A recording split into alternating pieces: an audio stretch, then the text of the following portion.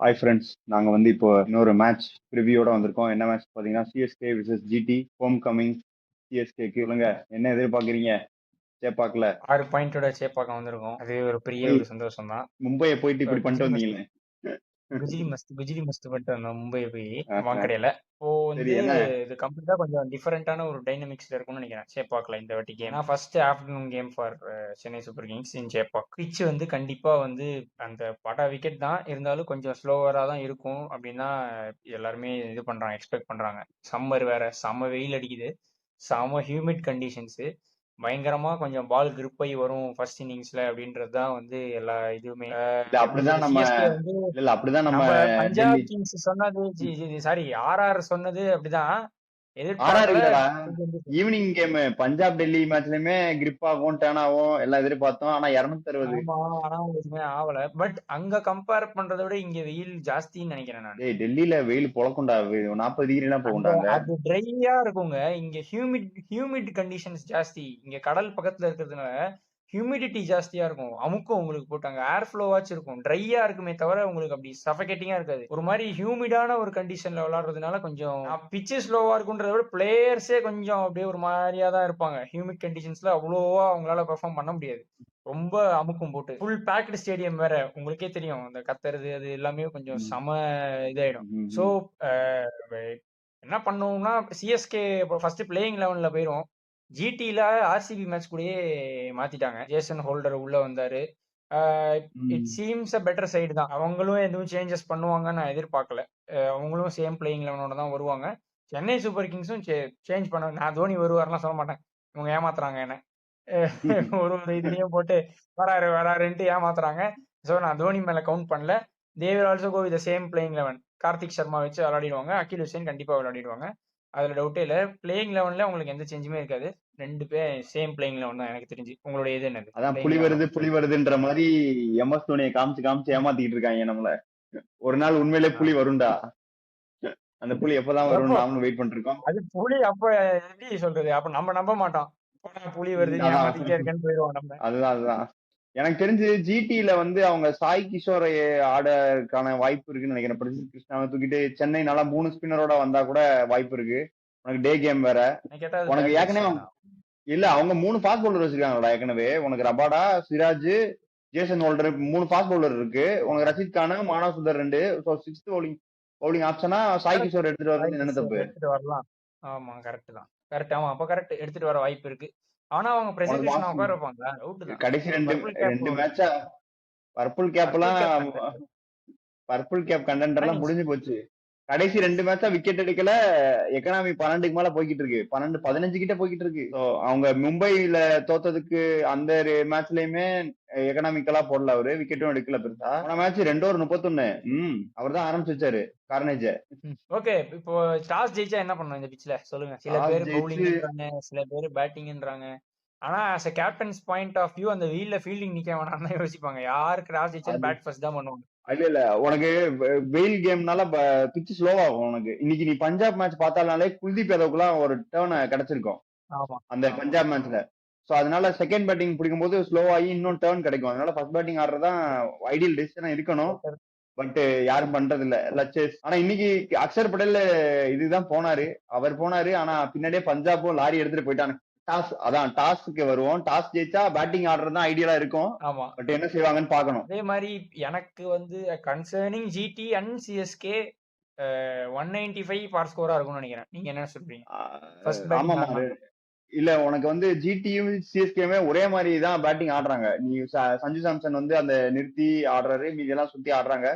உனக்கு மித்த டீம் மாதிரி பவர் ஹிட்டிங்க்கு போறது இல்ல.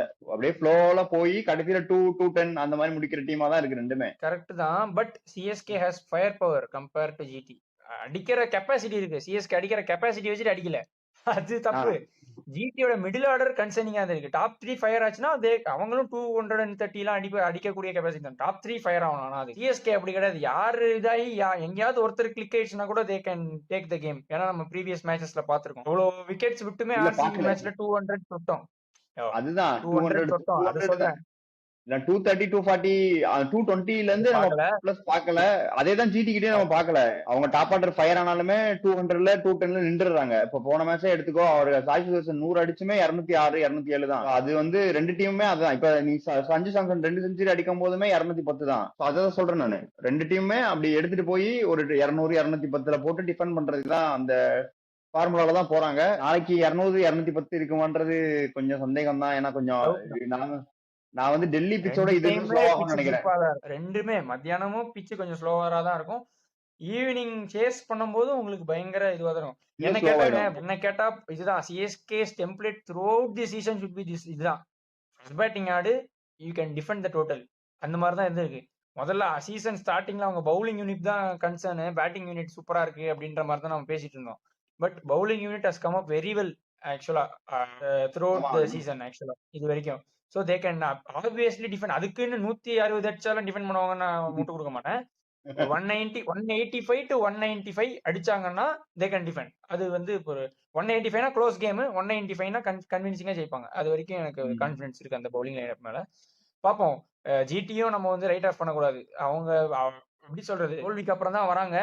கான்ஃபிடன்ஸ் ரெண்டு லோவா தோல்வி. தான் இருக்கும். ஏன்னா கிரஷிங் விக்டரி ஆர்சிபி அவங்களுக்கு அகேன்ஸ்டா. இல்ல மும்பை தான் கிரஷிங் விக்டரி. ஆர்சிபி வந்து அவங்க கொடுத்த விக்டரி. கேட்ச் விட்டு பவுலிங் சேஞ்ச்ல விட்டு அதை அதுதாங்க கிரஷிங் விக்டரின்னு கான்ஃபிடன்ஸ் சொல்ல லோ முடியாது. ஆகும். அவங்களே அடிச்சு ஜெயிச்சா பரவாயில்ல. கான்ஃபிடன்ஸ் லோ வருது இவங்க தப்பு பண்ணி தோக்கறதுனால தான் கான்ஃபிடன்ஸ் லோ ஆகும். இல்ல இல்ல சிஎஸ்கே வந்து இல்லடா, மும்பை மேட்ச்ல வந்து கான்பிடன்ஸ் லோவா இருக்கும். ஏன்னா அவங்க அடிச்சு இவங்களால அடிக்க முடியாம அது கான்பிடன்ஸ் லோவா இருக்கும். ஆமா இந்த மேட்ச்ல ஆமா தப்பு பண்ணிருக்காங்க, அதை கரெக்ட் பண்ணலான்ற அந்த ஐடியால வருவாங்க. ஓகே. ஆனா ரெண்டு தோல்விக்கு அப்புறம் வரும்போது இருந்தாலும் கொஞ்சம் ரெண்டு லோவா தோல்வின்றது தான் வந்து கான்ஃபிடன்ஸ் லோவா தான் இருக்கும். ஆனா சிஎஸ்கே வந்து கொஞ்சம் ஒரு டேஞ்சரஸ் சைடா தான் இருக்காங்க திஸ் கான்டெஸ்ட். டேஞ்சரஸ் சைடா இருக்கிறது ஓகே. நீங்க வந்து மும்பையை போய் இப்படி பண்ணிட்டு வந்துட்டேன்னு அந்த ஆர்ஆர் மாதிரி மிதப்புல ஆடினீங்கன்னா என்ன ஆகுது? வாய்ப்பே இல்ல. சென்னை சூப்பர் கிங்ஸ் அப்படி ஆட மாட்டாங்க. அப்படி மிதப்புல வந்தா டாப் 2லயே நமக்கு தெரிஞ்சிடும். அதுக்கப்புறம் அவங்க எல்லாம் பம்பிடுவாங்க. ஏய் தம்பி அப்படின்னு பம்பி ஆட ஆரம்பிச்சிருவாங்க. சிஎஸ்கே அந்த தப்பு என்னைக்குமே பண்ணதில்ல, பண்ணாது. நான் நம்புறேன். அவ்வளவுதான். அதே இந்த மாதிரி இது இப்ப இல்ல அதே மாதிரி ரஷித் குஜராத் கானுக்கு ஒரு இது இருக்கும். ரஷித் ரஷித் கானுக்கு கானுக்கும் ஒரு இது இருக்கு. அக்கீல் ஹுசேன், நூர் அகமது அவங்களுக்கு எல்லாம் கொஞ்சம் நல்ல ஒரு கிரிப் இருக்கும். இன்னைக்கு அவங்க தான் ஒரு மேஜிக் பார்ப்போம், ஸ்பின் மேஜிக் பார்ப்போம். அதுவும் by God's grace MS Dhoni ஆடினாருன்னா மைக்கேல் லெசி வேற சொன்னாரு, வந்தாருன்னா கீப்பிங் தான் நிப்பாரு அவரு அப்படின்னு வேற சொன்னாரு. நீ அந்த புலி மாதிரிலாம் சில எதிர்பார்க்கிற. விஷயங்கள் நடந்தா ஏங்க டீப் இன்சைட் ஃபேனா ஆசை இருக்கதானங்க செய்யும். அவங்க பண்றாங்க பண்ணல, புலி வருதுன்னா புலி வந்தா நல்லா தான் இருக்கும்னு தான் நமக்கு இருக்கும். வரலன்னா என்ன பண்றது? அது எல்லாருக்குமே என்னோட அந்த ஆசை ஆசை. இருக்கதான் செய்யும். அந்த மாதிரி ஒரு இது வந்ததுன்னா அந்த ஒரு ஸ்பின் சோக் வந்து பாக்குறதுக்கு சுவாரஸ்யமா இருக்கும். என்னதான் அவர் கேப்டன் இல்லைன்னாலும் அவரோட இன்ஃபுளுன்ஸ் அந்த ஒரு ஸ்பின் மேஜிக் வந்து நம்ம கண்டிப்பா பார்க்கலாம். அதுல டவுட்டே வேண்டாம். ஆனா மத்தபடி இப்படி எனக்கு எதுவும் பெருசா இல்ல தெரியல. குஜராத் டீம்ல வந்து வாஷிங்டன் சுந்தர், ஷாருக் கான், சாய் கிஷோர்னு தமிழ்நாடு பிளேயர்ஸா வச்சிருக்காங்க. அவங்களுக்கு எல்லாம் இந்த பிச்சு வந்து இன்னும் கொஞ்சம் பழக்கப்பட்ட பிச்சுனால கொஞ்சம் டஃப் காம்படிஷனா சாய் இருக்குமா? சுதர்சன் மட்டும்தான். சாய் சாய் சுதர்சன் மட்டும் சுதர்சன் தான் டேஞ்சரஸ். சாய் லிஸ்ட்ல சுதர்சன் மட்டும் தான் போட்டவங்க. டேஞ்சரஸ். அவர் மட்டும் தான் டேஞ்சரஸ். வாஷிங்டன் சுந்தர் மேபி கொஞ்சம் வாய்ப்பு இருக்கு ஃபார்முக்கு வரதுக்கு இல்ல இந்த பிச்சில. இல்ல அவர் பேட்ல பல்லனாலும் பால கையில எடுத்து ஏதாவது சுத்திட்டாருன்னா என்ன பண்றது?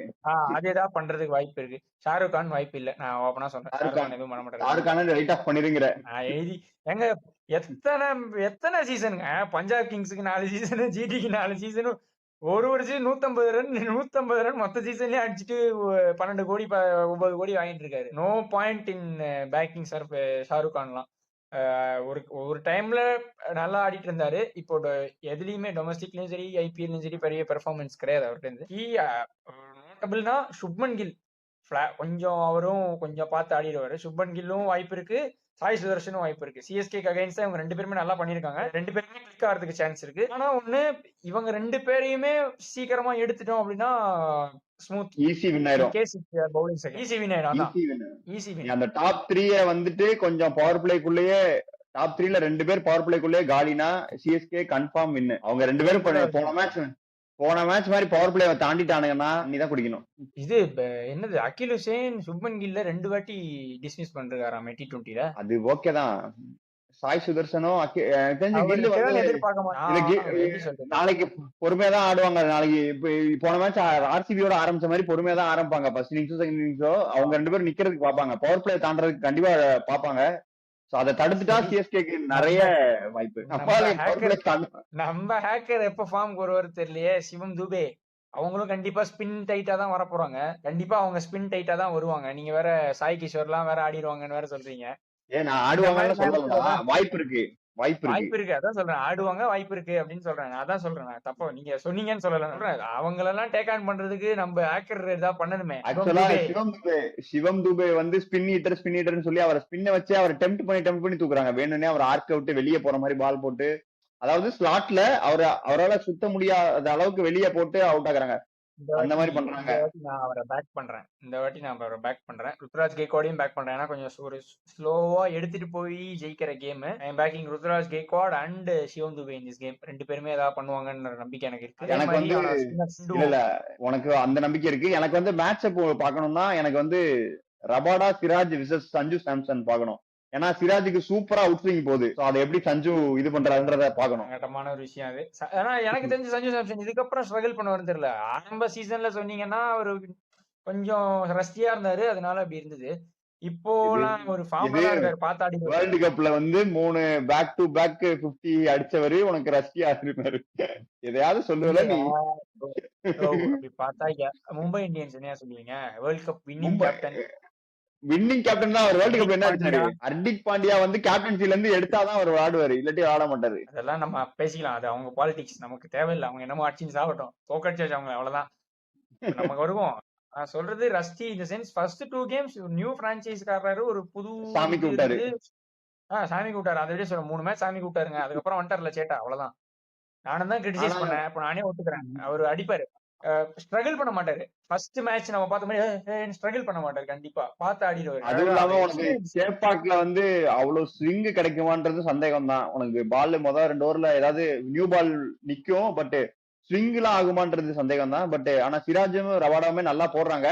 சோ அது மேட்ச் அப் நல்லா இருக்கும் பாக்குறதுக்கு. எனக்கு என்னமோ ஒரு இதுதான் அகில் ஹுசைன் வச்சு தான் ஸ்டார்ட் பண்ணுவாங்க. இதுவும் சிஎஸ்கே முடியா நான் ஜிடி சொல்லிட்டு இருக்கேன். ஜிடி ஆமா அவங்க ஜிடி பவுலிங் யூனிட் வந்து பயங்கரமா தாங்க இருக்கு. த்ரூ அவுட் இது அவங்க பவுலிங் யூனிட்ல குறை சொல்றதுக்கு எதுவுமே இல்ல.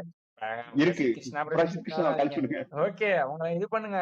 மத்தபடி ரபாடா, சிராஜ், வாஷிங்டன், ரஷித் கான் இவங்க எல்லாமே பெட்டரா தான் போட்டிருக்காங்க. ஒண்ணுமே அவ்வளோ பேடுன்னு சொல்ல முடியாது. அவங்க இம்ப்ரூவ் பண்ணலாம், கொஞ்சம் இது பண்ணலாம். பட் எப்படி சொல்றது, அவங்க அவங்க கான்சென்ட்ரேட் பண்ண வேண்டியது அவங்க பேட்டிங்ல தான், மிடில் ஆர்டர்ல தான் அவங்க கான்சென்ட்ரேட் பண்ணணும். வேற வழியே இல்ல. அவங்களும் கம்ப்ளீட்டா மாத்தணும் மிடில் ஆர்டர். கிளம்பு பாணி எல்லாம் இருந்தது போதும். தெவாட்டியா, ஷாருக் கான் எல்லாம் அனுப்பிச்சு விட்டு நீங்க வந்து அனுப்பிச்சு விடுறது ஓகே. அங்க பின்னாடி ஆடுறதுக்கும் ஆள் இல்லையே, அதான அவங்க பிரச்சனையாவே இருக்கு. இப்ப குமார் குசாகரா எடுத்தனா அவரு இருக்காரு, அவர் டாப்ல தான் ஆடுவாரு. அதே மாதிரி நீ அனுஜ் ராவத் எடுத்தனா அவருமே கொஞ்சம் டாப்ல தான் ஆடுவாரு. உனக்கு மிடில் ஆர்டர்ல ஆடுறதுக்கு அங்க ஆள் இல்லாதான் இவங்களே வச்சு ஓட்டிக்கிட்டு இருக்காங்க. அவங்களே ஆள் இல்ல, அவ்வளவுதான். இருந்த ஒரே ஆள மாத்திட்டாங்க. கெலின் தூக்கி வெளியே வச்சுட்டு ஜோசன் ஹோல்டரை போட்டாங்க. எப்படி சொல்றது, ஒரு சீசன் 2 சீசன் ஆஃப் சீசனா இருக்கலாம். ஐபிஎல் மொத்தமாவே ஒரு எப்படி சொல்றது, ஸ்டார்டிங் தவிர மொத்த எல்லாமே வந்து ஆஃப் சீசன் தான். எனக்கு ரன்னே அடிக்க முடியல அப்படின்னா அது கொஞ்சம் அநியாயமா தான் இருக்கு. தப்பு தான் அது, இவங்க சொல்றதுக்கு இல்ல. 3 கிளிக் ஆயிடுச்சுன்னா ஜிடி டேஞ்சரஸ் 100%. அந்த விக்கெட்டை ஹோல்ட் பண்ணி பவர் பிளே தாண்டி ஒரு 40 ரன் 50 ரன் அடிச்சு இவங்க அந்த கடந்துட்டாங்கன்னா அவங்க நிறுத்துறது கஷ்டம். ஜிடி பவர் பிளேல பிரேக் த்ரூ எடுத்துட்டாங்கன்னா சிஎஸ்கேக்கு வந்து கேக் வாக்கு தான் அந்த கேம். அவ்வளவுதான் சிம்பிள். பவர் பிளே யார் டாமினேட் பண்றாங்களோ அவங்க தான் வின். ஆனா அதுவும் ஜிடியோட பேட்டிங்ல பவர் பிளே யாரு டாமினேட் பண்றாங்களோ அதான் மேட்ச். சரி, ஆன் தி ஸ்பாட் நம்ம ப்ரெடிக்ஷன் போடுவோமா இல்ல வேற ஏதாவது பாயிண்ட் வச்சிருக்கியா? இதுதான் பவர் பிளே சொல்ற வந்தேன் நானு. பவர் பிளே நான் இன்னைக்கு சொன்னேன். மேட்சுக்கு சொன்னேன். இது சவாய் மான்சிங் ஸ்டேடியம் நின்னு வரும்னு 225 அடிச்சிட்டாங்க. அப்படிதான் இருக்கு. ட்ரெண்ட் அப்படிதான் இருக்கு. நம்ம எதுவும் பண்ண முடியாது. ஸ்லோவரான ஒரு பிட்ச் தான். கன்சர்னிங் சிஎஸ்கே அண்ட் ஜிடிஸ் பேட்டிங், இவங்க they should try to get 50 to 55 runs with a loss of 1 wicket in the power play. 2 பேர் இந்த ஸ்கோரை யாரு தாண்டாங்களோ அவங்களுக்கு வந்து கண்டிப்பா வந்து ஒரு எட்ஜ் கண்டிப்பா ஜாஸ்தியா இருக்கும். ப்ரெடிக்ஷன் அப்படியே எட்ஜ் வழியா கொண்டு போறேன், நீங்க அப்படியே சொல்லிடுங்க. நம்ம பாய்ஸ் இல்ல பாய்ஸ் வந்து 3 பேரு வந்து நாங்க ரொம்ப மிஸ் பண்றோம் இந்த நேரத்துல. அவங்க 3 பேருமே பிஸியா அவனுக்கு கிரிக்கெட்ல போனதுனால வரமாட்டேன்றானுங்க.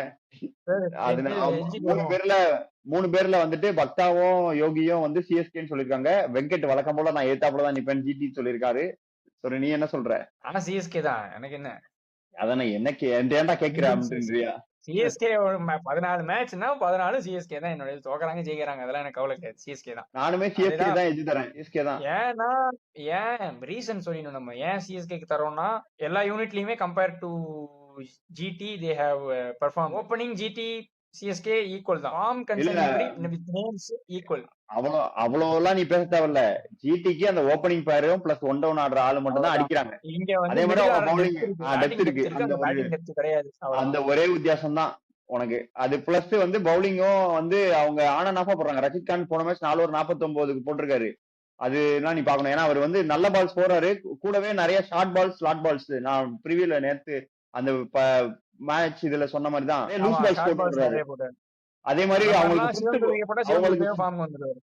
அவங்களுக்கு ஃபிஃப்த் பவுலிங் ஆப்ஷனுமே கொஞ்சம் வீக்கா தான் இருக்கு. அவங்களுக்கு கடைசி 2-3 மேட்சா. சோ அதையுமே நம்ம அவங்களுக்கு கன்சர்னா இருக்கு. நீங்க வந்து ஆல் பாக்ஸ் ஸ்டிக்ல இருக்கீங்க. மும்பையை வேற இப்படி பண்ணிட்டு வந்திருக்கீங்க. அதனால நான் சிஎஸ்கேக்கு அதுவும் ஹோம் கிரவுண்ட் அட்வான்டேஜ் வேற இருக்கு. ஆமா. இதெல்லாம் வச்சு நானும் சிஎஸ்கே பக்கம் நிக்கிறேன். So 4 CSK. MS தோனியும் வராரு. அதனால சிஎஸ்கே வின். அவ்வளவுதான். வராருங்க. எல்லாரும் அதாங்க சொல்றாங்க. இந்த மேட்ச் முடிஞ்சு இவரு அந்த காசி விஸ்வநாதன் சார்ட்ட கேட்கும் போதெல்லாம் அவங்க வந்து நான் அடுத்த கேம் வராரு அப்படின்னு சொல்றாங்க. இவங்க டெம்ப்ட் பண்ணி இப்படி பண்றது தப்பு. சிஎஸ்கே மேனேஜ்மெண்ட் இது ரொம்ப தப்பு. நீ வந்து எம்எஸ் ஆட தோனி வச்சிருந்தோம். இல்லன்னா ஆட மாட்டாருன்னு சொல்லிருந்தோம். எதுக்கு எங்களை போய் டார்ச்சர் பண்ணீங்கன்னு தெரியல. MS தோனி வராரு. GT மேட்சுக்கு வராரு. நான் சொல்றேன் வராரு. ஆசைப்படுறேன். அதுக்காகவே சிஎஸ்கே ஜெயிக்குது. அவ்வளவுதான். ஆசைப்படுறேன். வராரு. அதுக்காகவே சிஎஸ்கே ஜெயிக்குது. அவ்வளவுதான். அது இத்தனை நாள் வந்து உங்களுக்கு எம்எஸ் தோனி வந்தா யாரை மாத்தணும்னு பிரச்சனை இருந்தது. இப்போ ஒரே ஆப்ஷனா கார்த்திக் சர்மா தூக்கிட்டு மாத்திடுவீங்க. அவ்வளவுதான். ஈஸியா வர போயிடுச்சு. அதனால ஜாலியா இருப்ப நீ. சரி, இந்த ஜாலி நோட்ல வந்து நாங்க நாளைக்கு மேட்ச் முடிஞ்சோடனே வரோம். மேட்ச் முடிஞ்சோடனே மேட்ச் ரிவ்யூல உங்களை சந்திக்கிறோம். அதுவரை பை பை ஃப்ரம் ஃபுல் ஜாலியா இருக்கும் மேட்ச் இருக்கு. எல்லாரும் வருவாங்க. ஊர் சுத்தி பயவல நினைச்சியா? நாங்கெல்லாம் வயிறு நிறைய சாப்பிடணும், வஞ்சனம் இல்லாம உழைக்கணும். ஆஹா, அருமையான பாலிசி. Keep it